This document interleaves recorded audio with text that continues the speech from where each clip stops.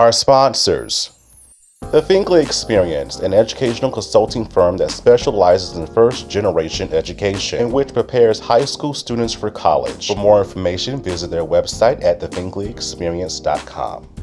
Father to Father Incorporated, a nonprofit organization that strengthens families through father engagement, with a goal to help men in our communities to be great dads. For more information, visit their website, fathertofatherinc.org. ABLAZE Entertainment. The goal of ABLAZE is to take emerging artists and develop them to the next level of their career. For more information, visit their website at ablazeentertainment.net. Thank you. It's Danny Guevara's Nina on First Wives Club, and you're watching the Michael Finkley Show.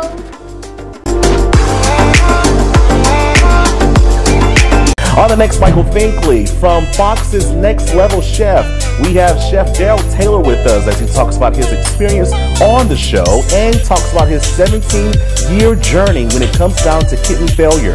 Next Finkley. There's a new familiar face this time. Say hello to the new daytime. See it everywhere you go. New and the greatest show. It's no other than the Michael Finkley Show. There is no other. He's like no other.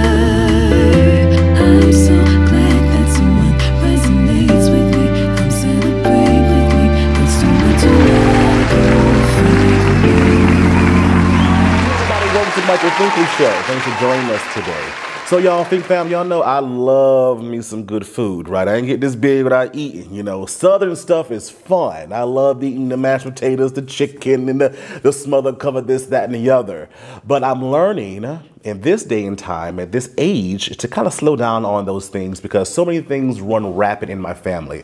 When it comes down to diabetes and when it comes down to cancer and other things that affect the black community, I want to live a little bit longer, Fink fam, and I hope that you do as well.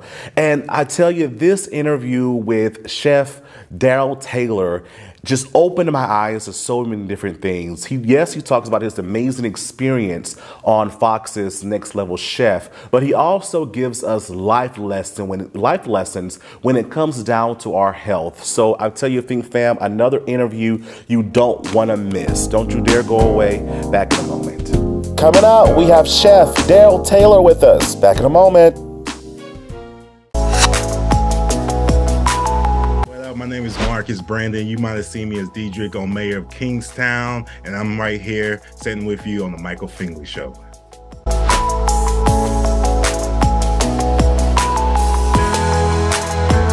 On the next Michael Finkley, we have from ABC's All My Children, we have Esther Treblage with us as she talks about her experience on the soap opera and her wanting to go back into this amazing industry. Fink fam, don't you dare miss this show. Next Finkley. Hello everybody, it's Finkley from the Finkley Experience. We're an educational consulting firm that specializes in first-generation education. So we assist students with their college and career endeavors.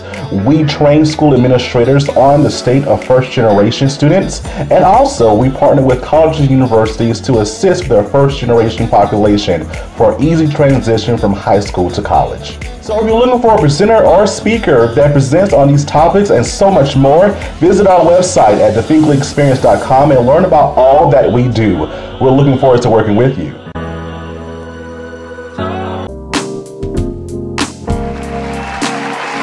Everybody, welcome back to the Michael Finkley Show. Now, y'all, my next guest, I know you've seen him on Fox's Next Level Chef. He's none other than Chef Darryl Taylor. How are you? I'm wonderful. How are you? I am super, well, fantastic. Yeah, that sounds wonderful. That's great, great.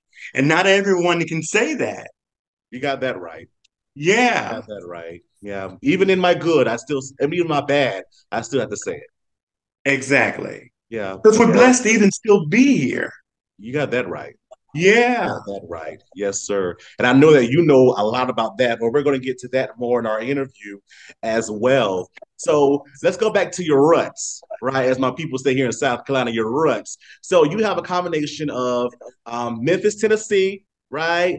Atlanta, all up in all those different tastes and seasonings. Exactly. How did Just, you get to the just level of imagine the cuisine.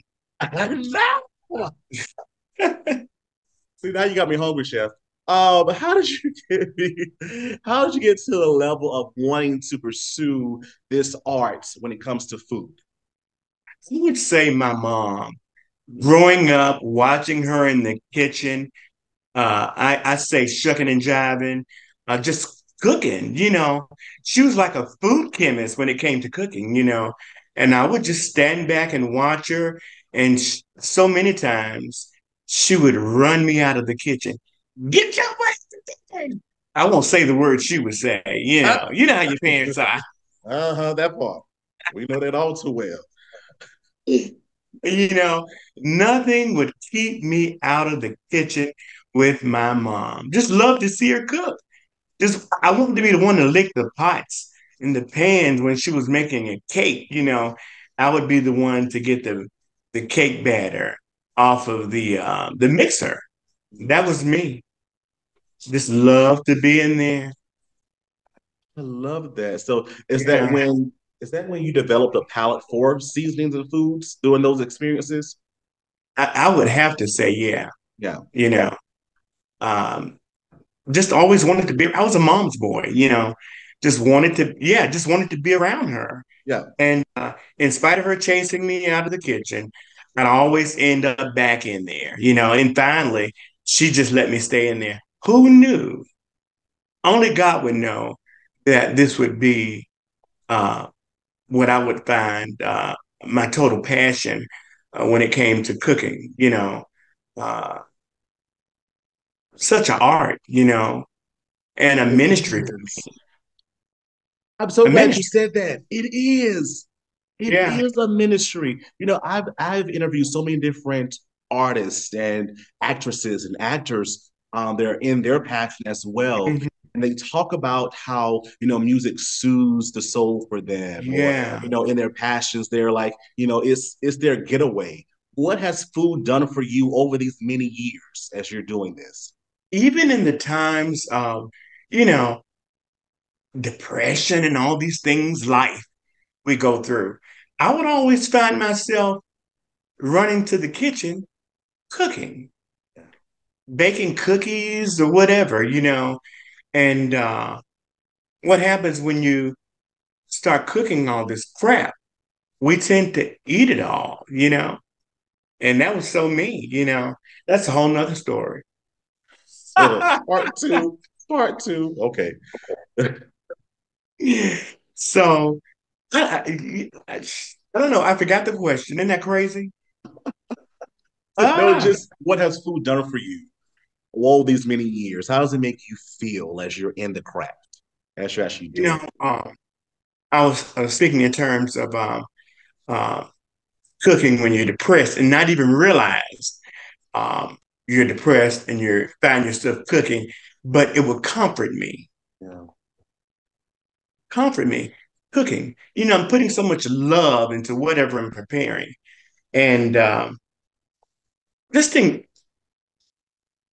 a level of enjoyment. I can't even describe it. I just love what I do. Yeah. And I tell Love, you, love, love. Chef, I tell you, it shows. It Oh, shows. It really does. And just, watching you on the show and reading your bio and just following you since, I'm like, I know who he is now, right? You have done so many different things. You've cooked for many famous individuals, the Grammys and Samuel L. Jackson and Nene Lakes. And I'm just like, wow, this man loves what he does and he's spreading the love. At what point in your life did you realize, you know what? I can do this and make money. yeah.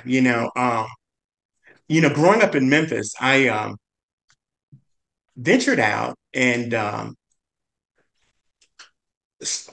opened a banquet hall years ago, and It was the old Banker's Hours, Memphis, downtown Front Street.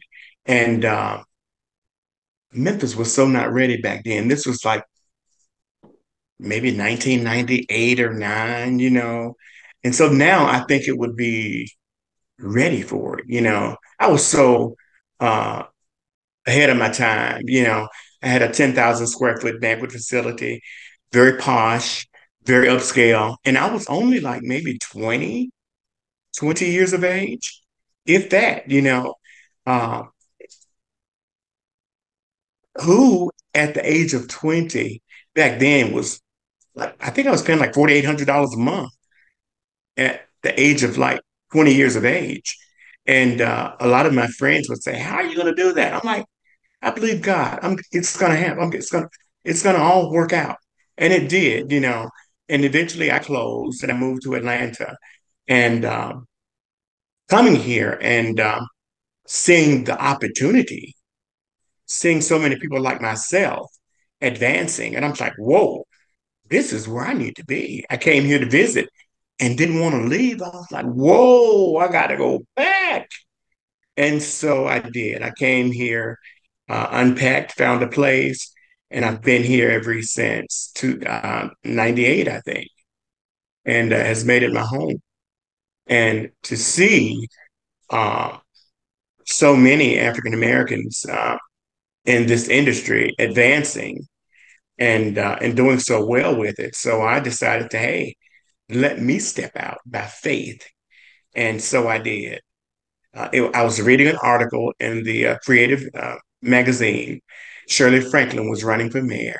And I thought, let me reach out to her and see if I can do some things for her. And I reached out to her and hooked up with her campaign manager. And the rest was history. I did like 80% of her fundraisers. And from then on was the start of my company. In the midst of all of that, my mom had passed, and I took all of the grieving and all that energy and applied it to the start of Epicurean drama. And here I am. Yeah. We forget that at times that even in the midst of grieving, Yes. at those dark times, there's still a blessing. Yes. Hmm. So I'm glad you found that blessing because now again you share that blessing with the world. You share that gift with the world, and we're Yeah. so excited Hmm. that you do that in this day and time. We're excited. Yeah. You know, I Um, was grieving so hard. And so I applied all of that, all those emotions, and you know how grief is. oh yeah, And so I applied it to the business for a whole year. And after that year, celebrating her first year anniversary, I just completely broke, sobbed like a baby because it just physically hit me that my mom was no longer in this physical realm, you know, and still miss her, but I know that she's with me every breath and every step. That's a whole nother story. yes sir, yes sir. But I must ask though, how are you still trying to make her proud of you? Ah, by cooking. Um, Again, I mentioned that this is a ministry. My heart is in this. My mom's heart was in everything she prepared. And I never really got it back then, but I so get it now. Um, she cooked with so much love and passion and enjoyed everything that she prepared. And just to see people sit and enjoy the things that she prepared, just as I do, it I get so much from it, you know, to see someone sit and enjoy and say, "Oh my God, what did you use in this?" You know, they can't quite understand, but I would say most of it is love. Mhm. It's the love Yeah, that you apply into every single dish that you create. yeah. Uh, it's like creating something magical. Mhm. And anyone, just like with a vocalist, anyone can take a song and sing it and they can take lyrics and sing, but we all come up with our own rendition. Same as with cooking. It's such a creative art. And for me, not only are you just getting something um, that tastes amazing, but it's all in the presentation. That's why they call me Chef Drama. Um, I saw that. I was like, what? the thing is, I'm a full service catering service. So when you come to an event that I'm catering, it's more than just bland or boring food displayed on a table. It's about the presentation. You walk into the room and you see the buffet and you think, oh, wow. And a lot of my clients, they may come to an event and say, who's the caterer? They may already know when they look at the presentation, oh, Chef Drama's got to be here. He's got to be here. Who's the caterer? They know because we give you wow, wow factor when you walk into, a venue and see the display. And that's what it should be. Right. I was just about to say that. You want to Uh-huh. wow them because you want them wanting more. Right. Right. Right. Yeah. Yeah. You get it. I get it. Yeah. And my clients get it, and even when they come to me and, the price point may not be right, but they, but I don't want to use anyone else because no one is going to give me what you're going to give me, Exactly. and Exactly. I just love what I do. I can't even explain it. I got you. But I must say, with that love, right, we were able to see that love for what you on season 2 of Fox's Next Level Chef. Next Level Chef. Now, word on the street is that when you first heard about the idea, you said no. Yeah, I did. My content guy came to me and said, "Hey, would you like to do a reality show?" I'm like, "No." And said again, and it's like the Holy Spirit convicted me and said, "Well, what is it about?" I said, "Well, what is it about?" Right. And he said, "Well, it's a reality show, and it's going to be shot in this secret location." And I'm like, "Oh no, I'm not doing that." And then I said, "Well, who's it with?" And he says, "Oh, it's with Gordon Ramsay." I'm like, "Hell yeah, sign me up." I said, "You joking?" I was like, "What? Are you serious?" So that And was the deal breaker for you. right, I'm like, "You sign me up," because I thought it was a joke, and sign me up. And so he says, "Is it okay to give them your number?" I said, "Please do." So I guess within a few hours or so, I got a call. And they were explaining to me that I was chosen, and they had like 25,000 people that submitted applications. And out of 25,000, I was one of the ones of top 25. And I'm like, wow. So I knew, I'm like, God. Even when I was told that, I was like, thank you, Jesus. And the reason I said thank you, Jesus, is because many years ago, when Gordon Ramsay first came into the scene, I spoke these words. I said, Lord, I sure would like to do his show. It wasn't Next Level Chef. It was, he only had one show then. I said, because he wouldn't talk to me crazy like that. Yeah. And And here you go on his show where he talking to you crazy. and I'll have to tell you, I think we all were kind of overtaken and just because Gordon is something else, you know. Anyone knows him knows he's something else. Yeah, so I but hear that he's different. he's Like really Amazon. yeah, he's really a really great guy. But I do know he cooks with passion. All of that. His image is it's for ratings, but the same thing is one thing I do know, he loves what he does. And the things that he says, I'm thinking the same thing. You're thinking the same thing.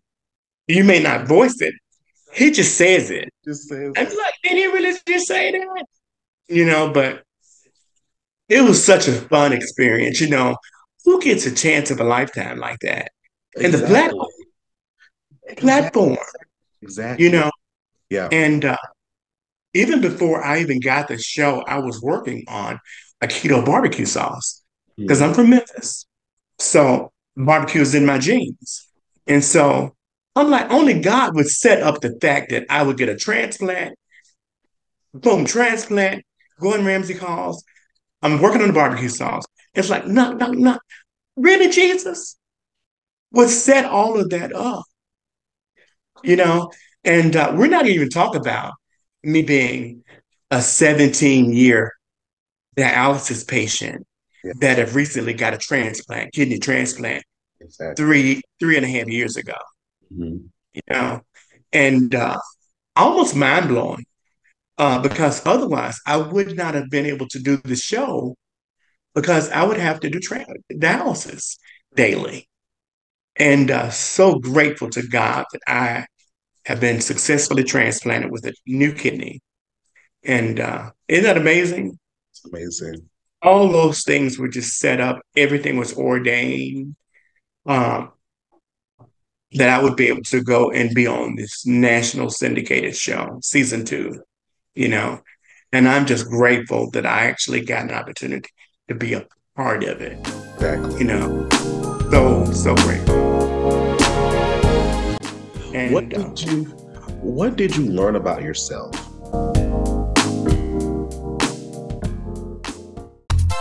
So this is your Louisiana girl, Denise Boutte, coming at you on the Michael Finkley Show. And you guys may know me from Why Did I Get Married as the really sweet girl Trina, or maybe Meet the Browns as Sasha. But I'm coming at you guys from the great state of California, but originally from Louisiana, because you know I can't lose that Southern girl, baby. All right, you guys stay tuned to Michael Finkley.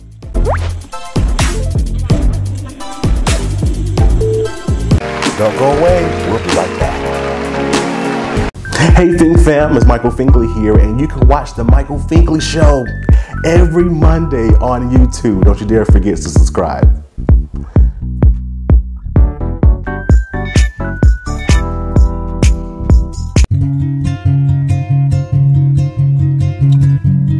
Welcome to Father to Father.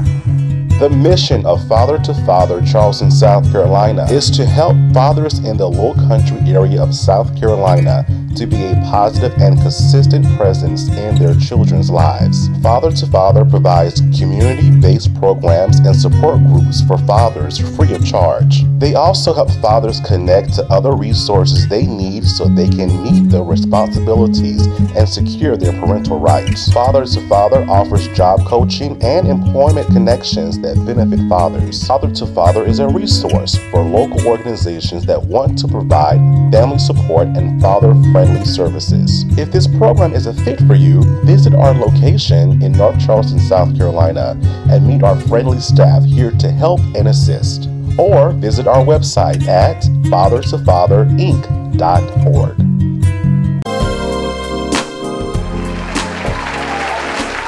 And What did you learn about yourself during this entire experience, being on the show? I would say it taught me a, a, a level of patience in a sense, because I'm not the most patient person. A lot of us are not, and especially coming out of COVID. I think that alone has taught a lot of us about ourselves, actually. But it has taught me to live, laugh, have fun every single day, take nothing for granted. And if anyone knows that, I should know that life is not promised to us. And take every day at stride and let nothing stop you, and dream big, not just dream big, but pray more, pray big prayers, and be more specific and more detailed when you pray. That's one thing I learned from my near-death experience. And I know that's getting off of your question, but I have to talk about this because that's one of the reasons Definitely. why I've been, I would say, awarded these opportunities, this platform. Is to talk um, about my overall experiences from being a 17-year dialysis patient, having a near-death experience December 3rd, 2012, having a grand mal seizure, had never had one before, and to go through the whole uh, process of dying and not even knowing that I would get to come back to this physical realm of life that we call life. And even when I was spiraling out that date, December 3rd, 2012, I thought, why am I seeing what I did yesterday? Because this slideshow from the day of conception to the day of death, which was December 3rd, 2012. And I'm like, why am I seeing all this stuff? And I'm like, whoa. And like being in a washing machine. Imagine being in a washing machine on spin cycle. Mhm. And you're seeing your life going very fast, but backwards, but slow enough. Fast is fast, but it's slow enough for you to understand. And you're seeing your whole life. I'm like, oh my God, what am I seeing all this? Oh, and then it's like a light bulb went off and said, I thought, you're dying. And then I'm thinking, all these shoulda, woulda, couldas, all these things that I wanted to do, all these things, tangible things, all these things that I took for granted, like going walks, walking the dog, doing this, treating people, all this stuff, uh, little things that you take for granted, the sun, the moon, all these things. And I'm like, oh my God. But then I'm realizing I'm not going to get to do those things anymore. And what an experience. And being shown so much stuff. And then people that I had hurt, because I'm not perfect. None of us are. I had to feel the pain that I caused these people because I had never repented for those things. So I had to feel the pain that I caused individuals. And here I am standing before God saying, oh my God, I didn't know I hurt this person so bad. And it was like nails being drug across my heart. What pain. And I was like, oh my God, I'm so sorry. I didn't know I hurt this person so bad. And say, yes, my child, you must feel the pain that you caused them. And I'm like, oh my God.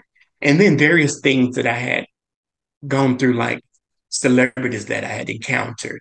And I used to wonder why and how did I get involved with various people. And God was showing me it was your specific and detailed prayers. Everything we pray and everything we ask of God, He hears us. And I'm like, whoa, you mean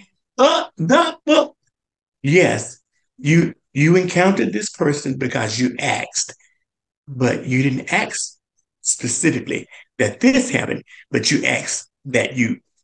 And so that's why we have to be very specific and very detailed when we pray. Final part of my slideshow was him showing me being buried.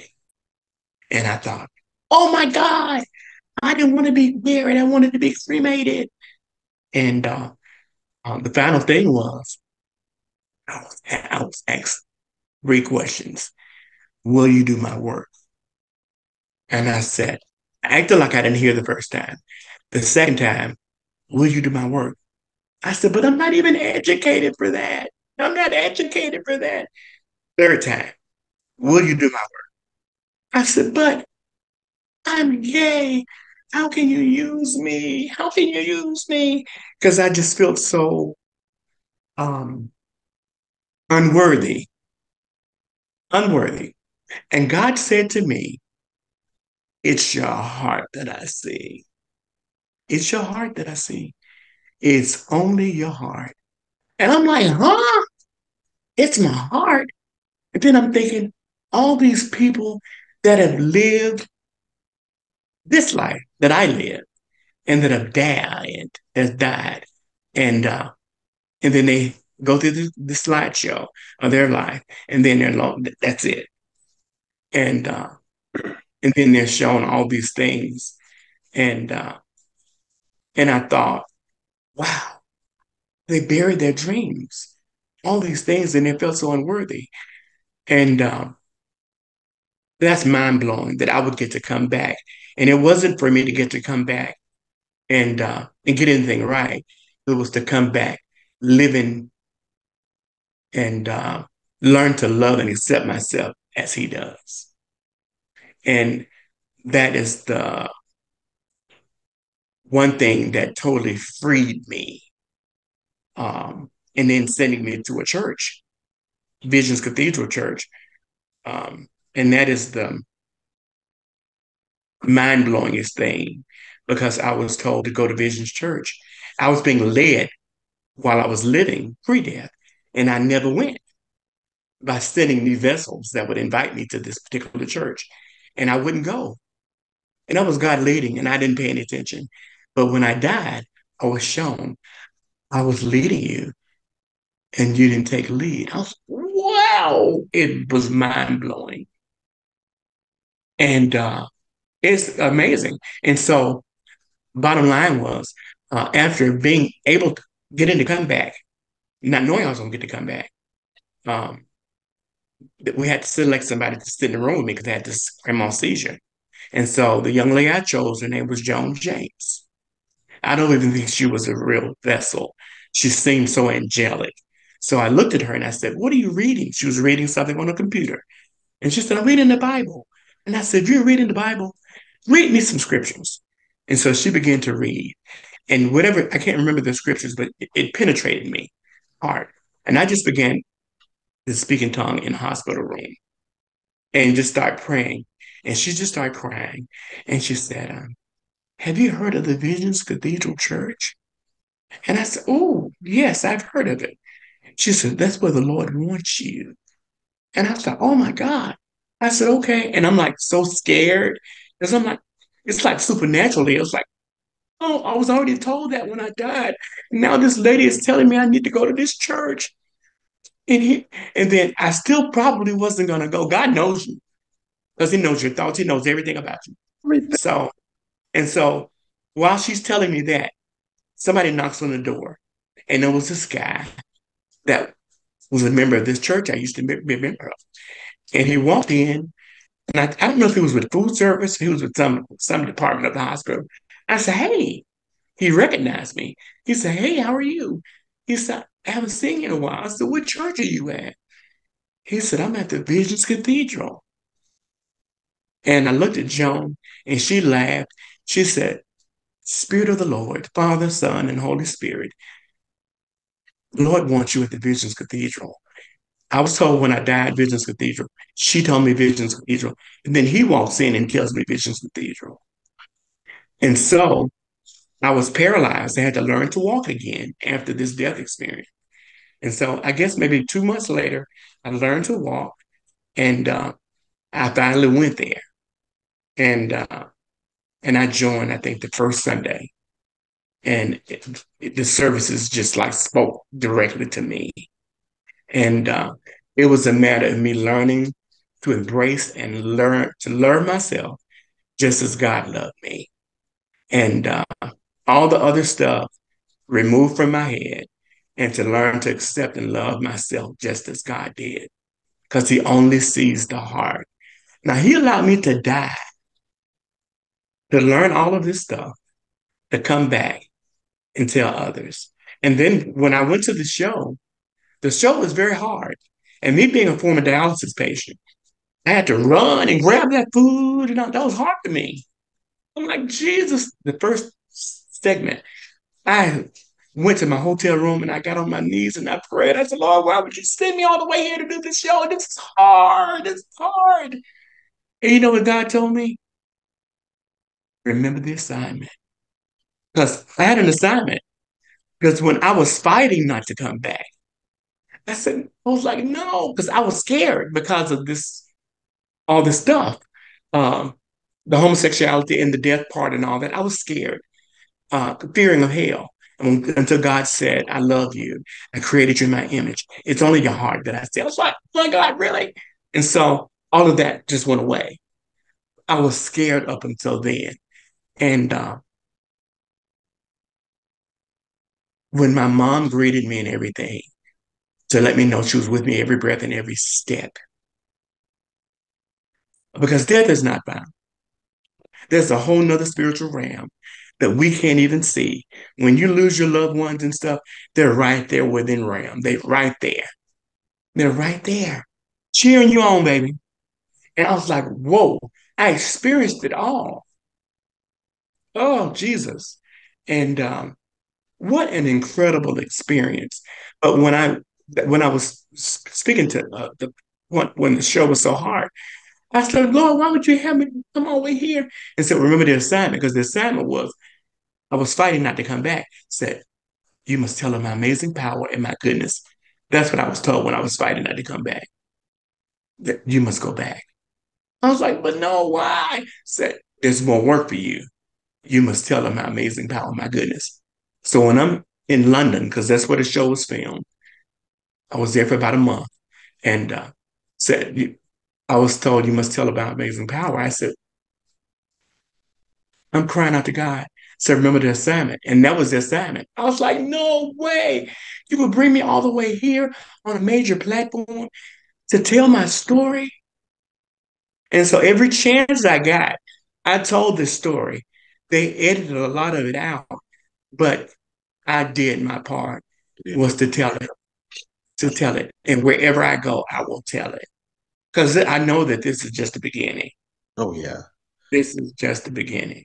You haven't seen nothing yet. No, only touch the surfaces of it. I tell you, Chef, as you were talking, all these different things were running through my mind. You have been through a lot. You have survived a lot. And he made me think about my own life too, because I just lost my father.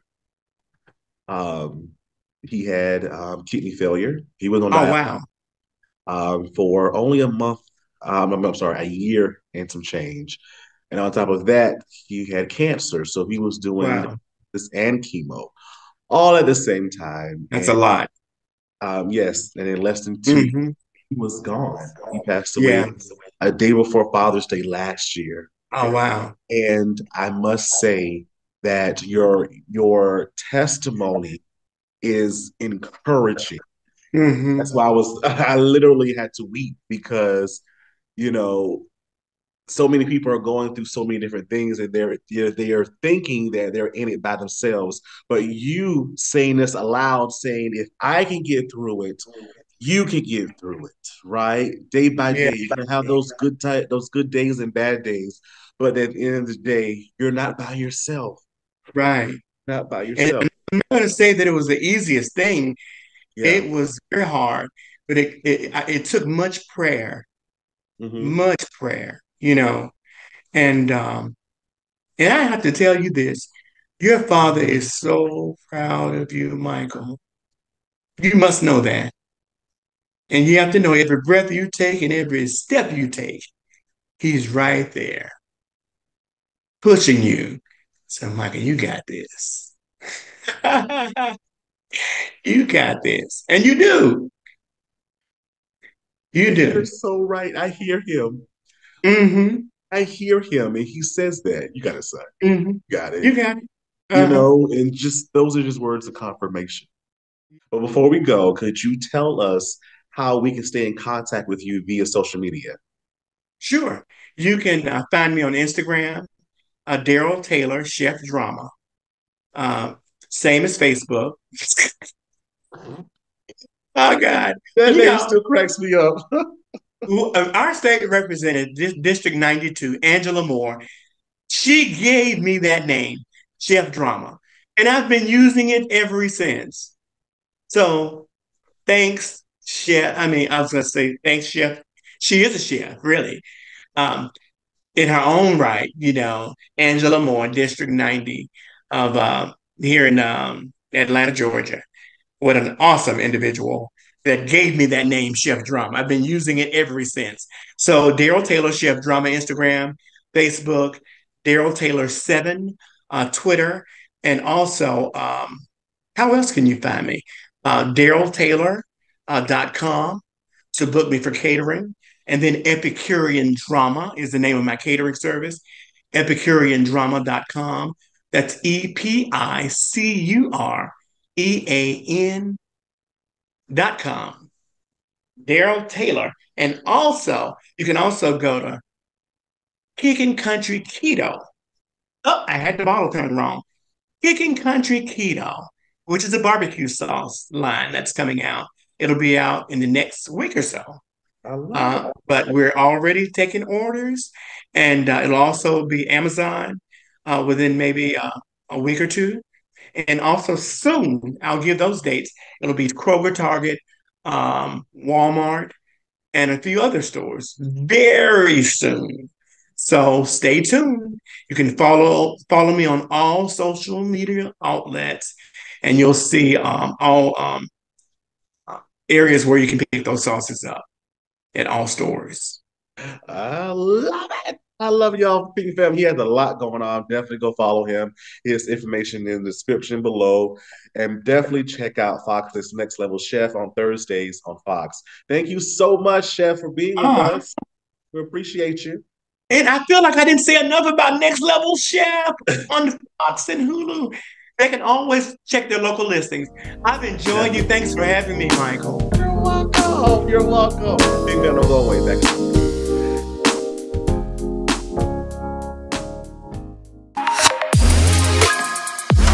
It's your girl Rama Montakabi, aka Peaches, on the hit show BMF on Stars, and you are watching the Michael Finkley Show.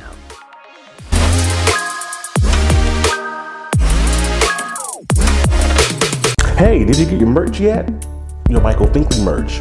Visit our website, michaelfinkleyshow.com, and click Finkley Store. You won't be disappointed, I'm telling you. That's good.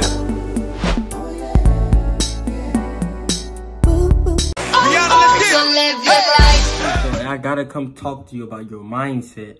This is the most important thing when you're trying to be successful, when you're trying to live your day-to-day life, when you're trying to overcome any obstacles. For those who have suffered from mental health, depression, etc., this right here is the most important thing. You have to control your thoughts. In the everyday life, you got to be able to control your thoughts and let your thoughts take you to where you want to be.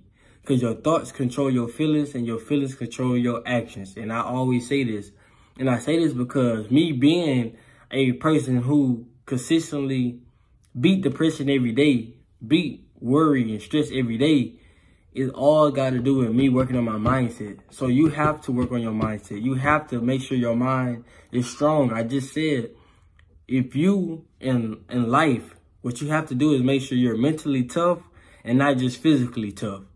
Like, yeah, it's cool that you're strong and that you can live and you can do all these things, but if your mind is not there, when life hits you, you will not be able to survive. There's some places that you have to go mentally that physically you can't go. Some things you just can't handle physically. Some things physically, no matter how strong you is, won't take you over the top. You have to be able to get there mentally. You got to be able to be mentally strong when obstacles come, because challenges are going to come. Life is going to hit you. And when you are said and done, when everything is settled down, when you alone, your thoughts run, and you have to be able to control your thoughts and not let them eat you alive. You got to be able to make your thought work for you and not your thoughts eating you out. And a lot of times in life that I learned is us as people let our thoughts eat us out.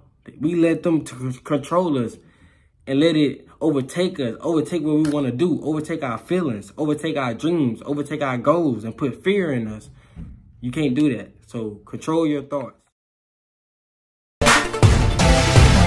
I'm Joey Marie Urbina, and I play Xiomara in Snowfall. And you're watching The Michael Finkley Show.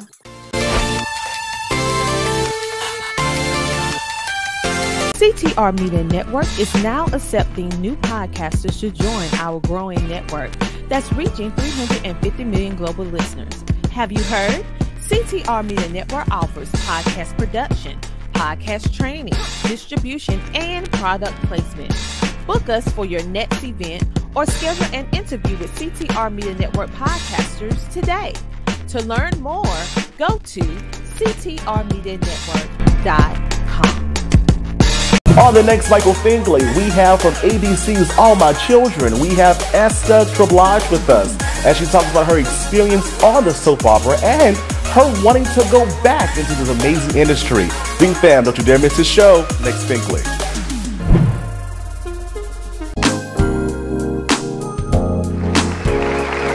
Hello everybody, welcome back to the Michael Finkley Show. I hope that you learned something from this amazing interview. Thank you so much, Chef Taylor, for being with us and just giving us your wisdom and your knowledge of the industry of being a chef, but also when it comes down to life lessons for our own health. I'm telling you, we're going to keep in contact. He's going to be my coach on just different things that I can do better with my health. And I'm telling you, I'm ready for the journey. So thank you for that and opening my eyes and my ears to my healthy future. Thank you so much. If you haven't already, please subscribe to our YouTube channel, The Michael Finkley Show. Ring the bell for notification. We'll see you an email saying, hey, new content's available. Listen to us on Spotify and Apple Podcasts. And for more information about what we do, visit our website, michaelfinkleyshow.com. Of course, again, you can listen to us on CTR Media Network. Think fam, thank you so much for watching. And we'll see you next time. Have a good one.